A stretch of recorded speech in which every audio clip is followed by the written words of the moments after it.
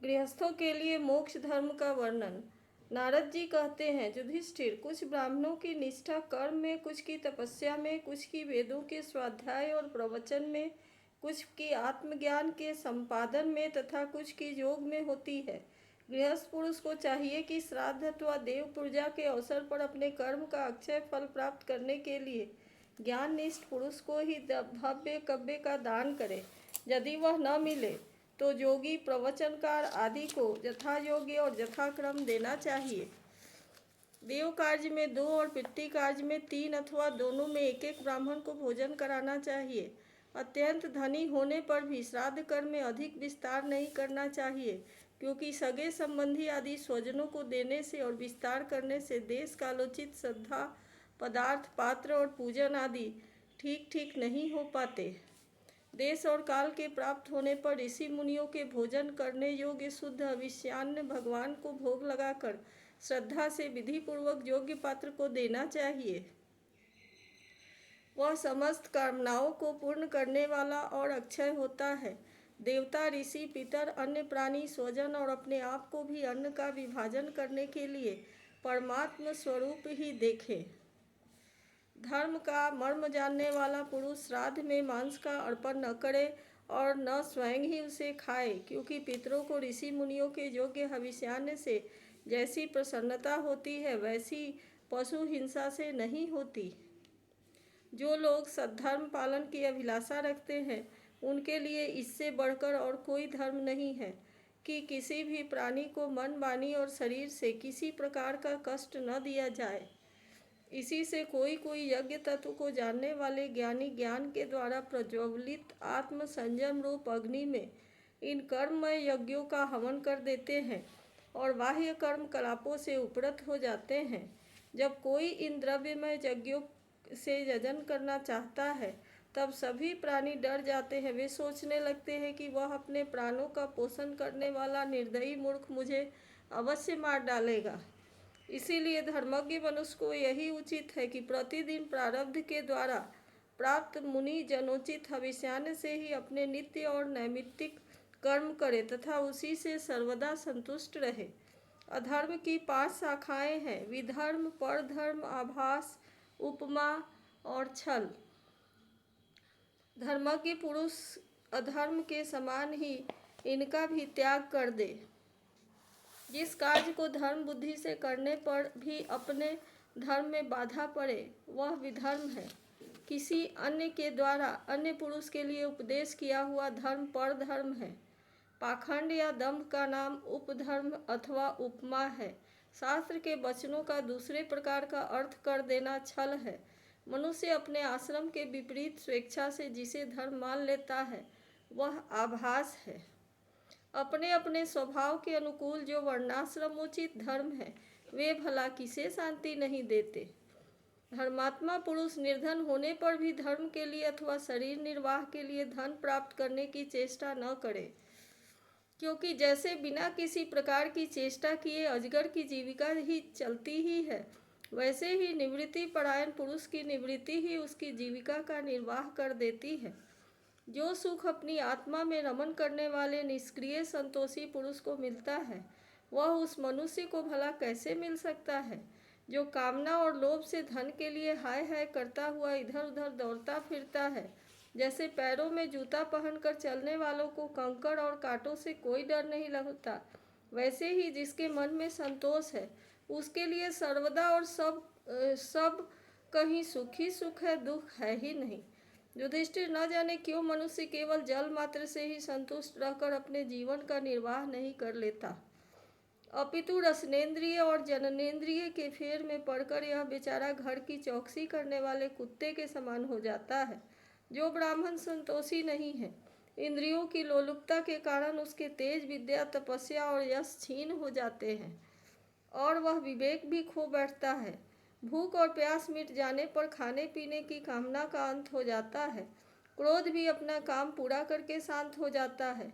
परंतु यदि मनुष्य पृथ्वी की समस्त दिशाओं को जीत ले और भोग ले तब भी लोभ का अंत नहीं होता। अनेक विषयों के ज्ञाता शंकाओं के समाधान करके चित्त में शास्त्रोक्त अर्थ को बिठा देने वाले और विद्वत सभाओं के सभापति, बड़े बड़े विद्वान भी असंतोष के कारण गिर जाते हैं।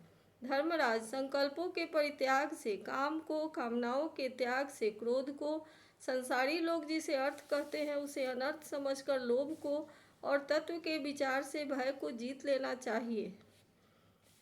अध्यात्म विद्या से शोक और मोह पर, संतों की उपासना से दम पर, मौन के द्वारा योग के विघ्नों पर और शरीर प्राण आदि को निश्चेष्ट करके हिंसा पर विजय प्राप्त कर लेनी चाहिए। अधिभौतिक दुख को दया के द्वारा, अधिदैविक वेदना को समाधि के द्वारा और आध्यात्मिक दुख को योग बल से एवं निद्रा को सात्विक भोजन, स्थान, संग आदि से के सेवन से जीत लेना चाहिए। सत्वगुण के द्वारा रजोगुण और तमोगुण और उपरति के द्वारा सत्वगुण पर विजय प्राप्त करनी चाहिए। श्री गुरुदेव की भक्ति के द्वारा साधक इन सभी दोषों पर सुगमता से विजय प्राप्त कर सकता है। हृदय में ज्ञान का दीपक जलाने वाले गुरुदेव साक्षात भगवान ही हैं। जो दुर्बुद्धि पुरुष उन्हें मनुष्य समझता है, उसका समस्त शास्त्र श्रवण हाथी के स्नान के समान व्यर्थ है।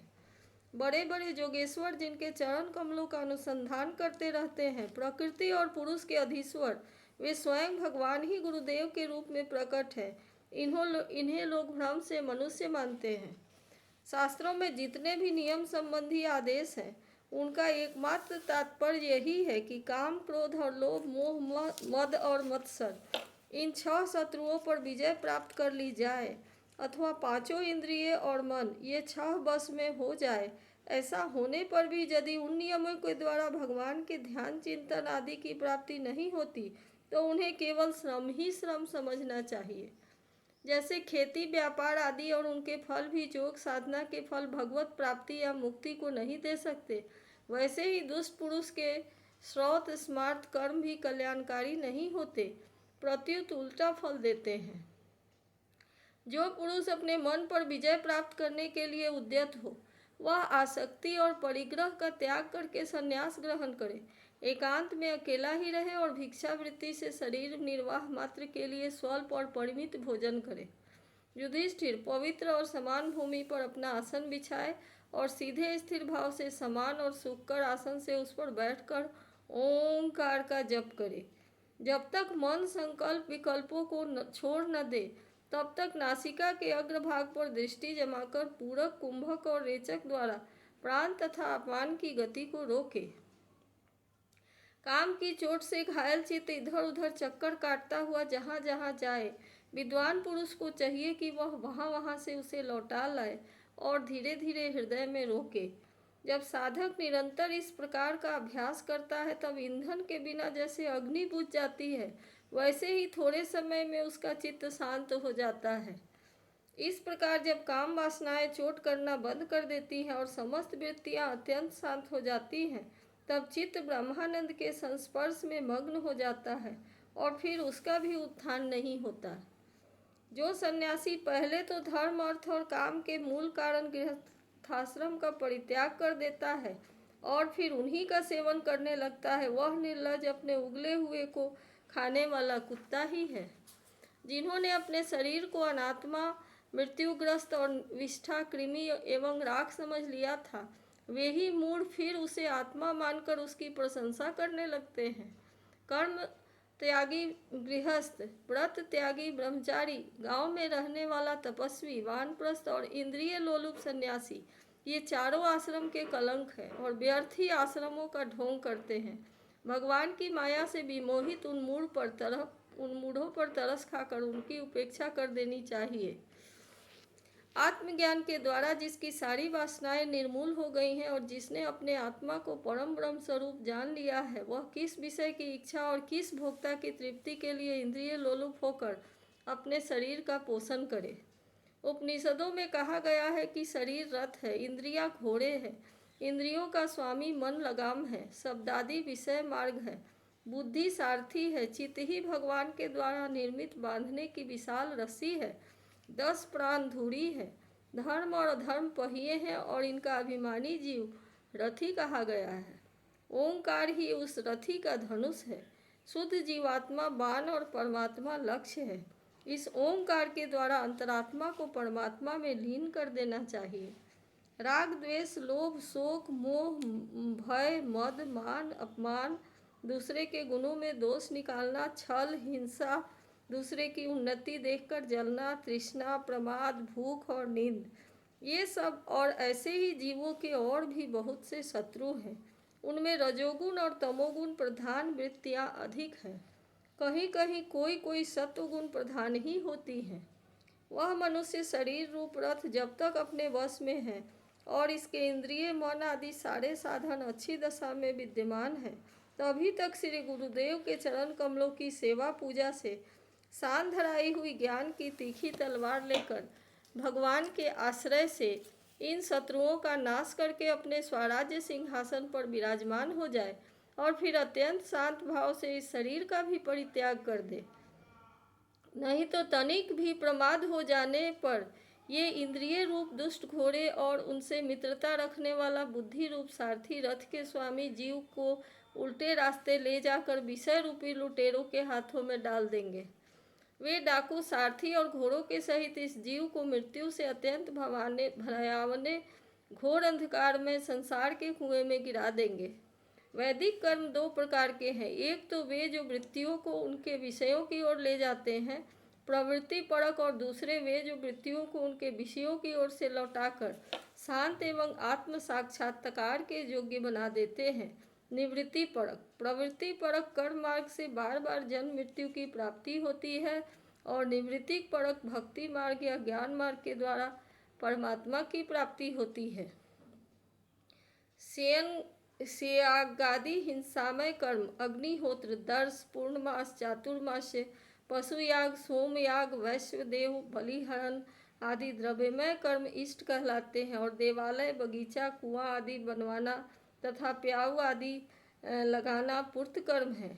ये सभी प्रवृत्ति परक कर्म है और सकाम भाव से युक्त होने पर अशांति के कारण ही बनते हैं।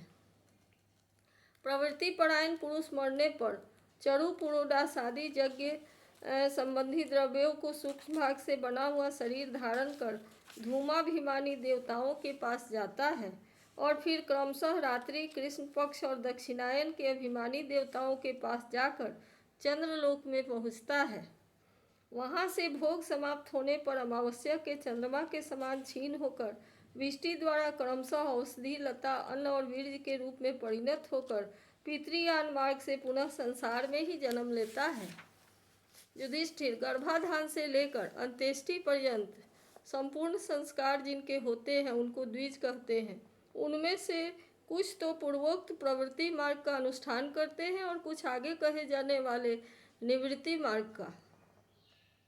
निवृत्ति परायण पुरुष इष्ट, पूर्त आदि कर्मों से होने वाले समस्त यज्ञों को विषयों का ज्ञान कराने वाले इंद्रियों में हवन कर देता है।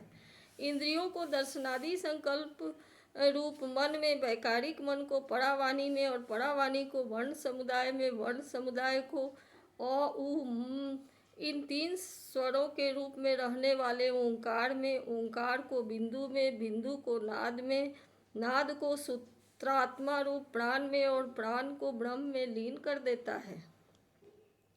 वह निवृत्तिनिष्ठ ज्ञानी क्रमशः अग्नि, सूर्य, दिन, सायंकाल, शुक्ल पक्ष, पूर्णमासी और उत्तरायण के अभिमानी देवताओं के पास जाकर ब्रह्मलोक में पहुँचता है और वहाँ के भोग समाप्त होने पर वह स्थूलोपाधिक विश्व अपनी स्थूल उपाधि को सूक्ष्म में लीन करके सूक्ष्मोपाधिक तेजस हो जाता है।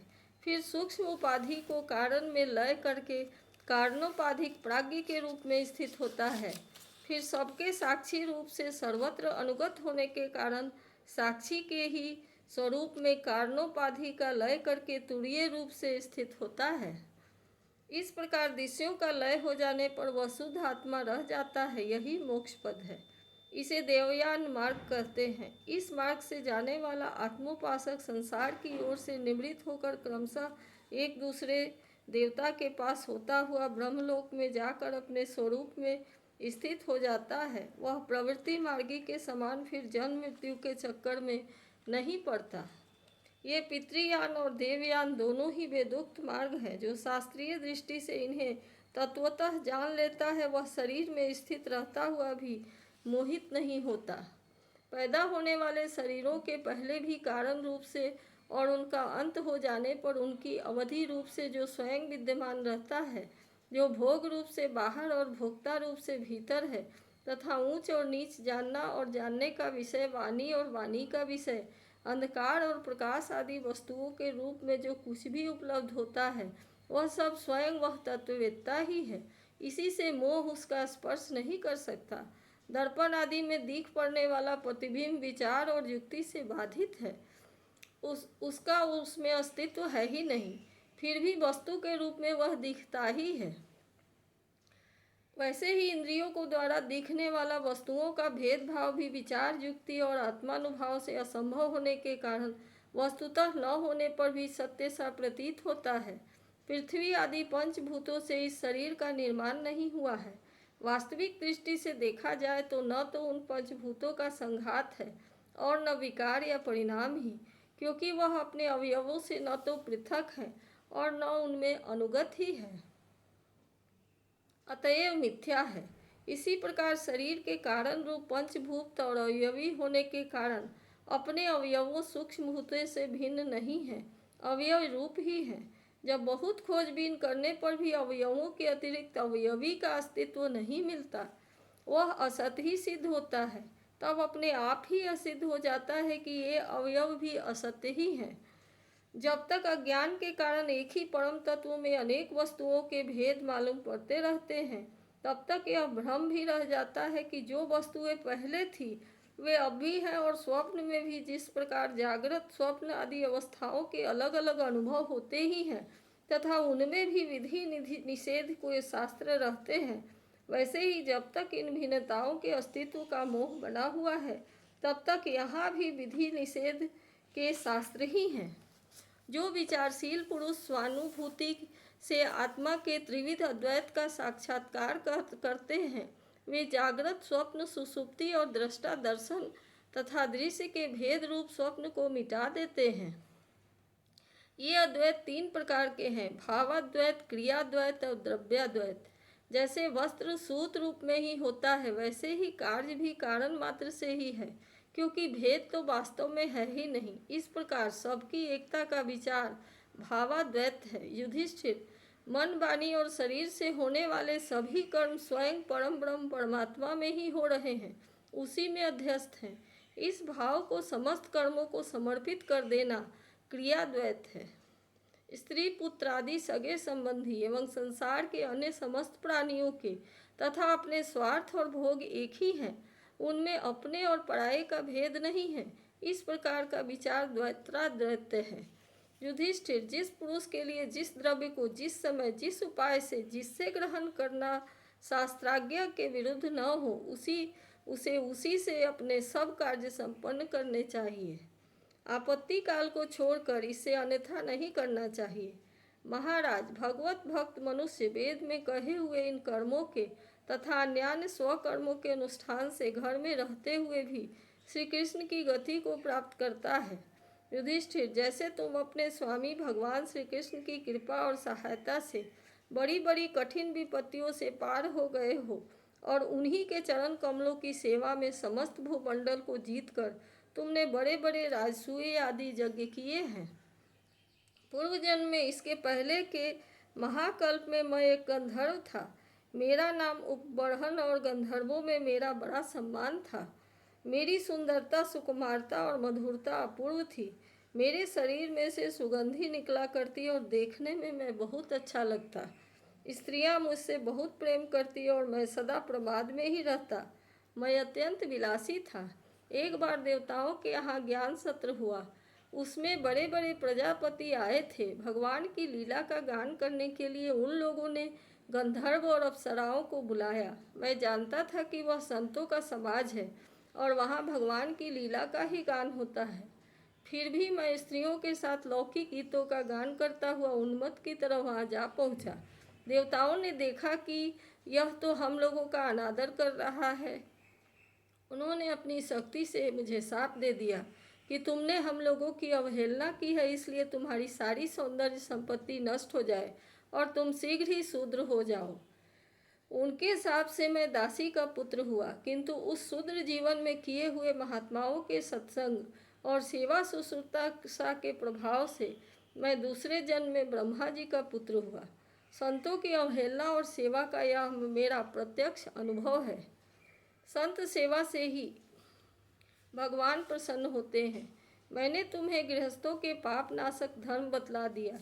इस धर्म के आचरण से गृहस्थ भी अनायास ही सन्यासियों को मिलने वाला परम पद प्राप्त कर लेता है। युधिष्ठिर, इस मनुष्य लोक में तुम लोगों के भाग्य अत्यंत प्रशंसनीय हैं, क्योंकि तुम्हारे घर में साक्षात परम ब्रह्म परमात्मा मनुष्य का रूप धारण करके गुप्त रूप से निवास करते हैं। इसी से सारे संसार को पवित्र कर देने वाले ऋषि मुनि बार बार उनका दर्शन करने के लिए चारों ओर से तुम्हारे पास आया करते हैं। बड़े बड़े महापुरुष निरंतर जिनको ढूंढते रहते हैं, जो माया के लेस से रहित परम शांत परमानंदानुभव स्वरूप परम ब्रह्म परमात्मा, वे ही तुम्हारे प्रिय हितैषी मेरे भाई पूज्य आज्ञाकारी गुरु और स्वयं आत्मा श्री कृष्ण हैं। शंकर ब्रह्मा आदि भी अपनी सारी बुद्धि लगाकर वे यह है इस रूप में उनका वर्णन नहीं कर सके, फिर हम तो कर ही कैसे सकते हैं। हम मौन भक्ति संयम के द्वारा ही उनकी पूजा करते हैं। कृपया हमारी यह पूजा स्वीकार करके भक्त वत्सल भगवान हम पर प्रसन्न हों। श्री सुखदेव जी कहते हैं, परीक्षित, देवर्षि नारद के यह प्रवचन सुनकर राजा युधिष्ठिर को अत्यंत आनंद हुआ। उन्होंने प्रेम विह्वल होकर देवर्षि नारद और भगवान श्री कृष्ण की पूजा की। देवर्षि नारद भगवान श्री कृष्ण और राजा युधिष्ठिर से विदा लेकर उनके द्वारा सत्कार पाकर चले गए। भगवान श्री कृष्ण ही परम ब्रह्म है, यह सुनकर युधिष्ठिर के आश्चर्य की सीमा नहीं रही। परीक्षित, इस प्रकार मैंने तुम्हें दक्ष पुत्रियों के वंशों का अलग अलग वर्णन सुनाया। उन्हीं के वंश में देवता, असुर, मनुष्य आदि और संपूर्ण चराचर की सृष्टि हुई है। इति श्रीमद्भागवत महापुराणे 82 पारमहंस्या संहितायां सप्तम स्कंधे प्रह्लादादुचरिते युधिष्ठिर नारद संवादे सदाचार निर्णयो नाम 15 इति सप्तम स्कंदः समाप्त।